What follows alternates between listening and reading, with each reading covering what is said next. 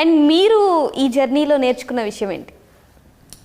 Same I think పేషెన్సే, because we started shoot 2 years back. And చేసిన అదే మీరు చెప్పినట్టు ఆ ఫోర్స్ ఉంది కదా, that force I think it's also because start చేసినప్పుడు ఇట్ వాజ్ తెలుగు మూవీ, నేను వచ్చినప్పుడు ఇట్ వాజ్ తెలుగు మూవీ, ఏదో ఒకటి పాన్ ఇండియా మూవీ అయింది అట్లా. సో ఐ థింక్ అదేదో ఒక force it's driving our movie forward. అది ఎంత టైం తీసుకున్నా కూడా పర్వాలేదు అంతే, because there something magical going to come, ఎప్పుడో వస్తుంది. So it's okay. సో ఆ పేషెన్స్తో with lot of positivity in the team మన అందరూ whatever time it is, whatever ఒక 4 months గ్యాప్ వస్తుంది, మళ్ళీ ఇంకొక స్కెడ్యూల్ వస్తుంది, ఇట్స్ ఫైన్. అందరూ చాలా ఎనర్జీతో చాలా పాజిటివిటీతో they want to do this. So a journey, and of course to work with Prashant Garu is another learning, because I worked with few directors who ante act chesi chupistaru, so he won't act in show. He will only give theory and we have to do the practical.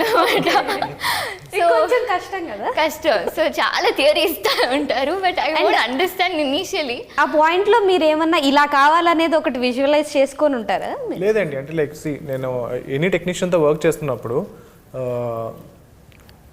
నేను act చేసి చూపించేస్తే కనుక నేను ఎంతైతే cinema తీయాలనుకుంటున్నానో అంతే cinema తీయగలుగుతాను. వాళ్ళ life, వాళ్ళ సంబంధించిన talent ఇదంతా బయటకు రావాలి అంటే నేను వాళ్ళ ముందే రిస్ట్రిక్షన్లో పెట్టకూడదు. సో వాళ్ళు ఇనీషియల్గా వాళ్ళు ఏం చేస్తే చేయనివ్వాలి, ఇంకోసారి చేయమనాలి, ఇంకొకలా చేయమనాలి. సో వాళ్ళ దగ్గర మధ్యలో మన టాలెంట్ ఎందుకు ఇంకా. ఇప్పుడు నేను చెప్పేసాను అనుకోండి, నాలా ఇమిటేట్ చేసేస్తాను. సో అలా చేస్తే సినిమాలో అన్ని క్యారెక్టర్స్ కూడా నాలాగే చేస్తాయి. ఈ లెక్కన మీరు ఎంత టార్చర్ పెట్టారో నాకు.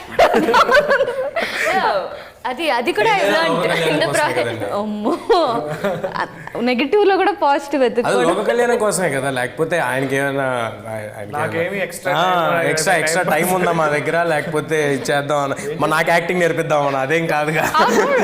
టైం అంటే గుర్తొచ్చిందండి, ఎందుకు ఇంత టైం పట్టింది సినిమా రిలీజ్ అవ్వడానికి? మేజర్గా విఎఫ్ఎక్స్కి చాలా ఎక్కువ టైం పట్టింది అని. అంటే మాది పెద్ద బడ్జెట్ సినిమా కాదు, మీరు చూసే విజువల్స్ మేము తీసుకురావడానికి చాలా ఎక్కువ ఎఫర్ట్ పెట్టాల్సి వచ్చింది.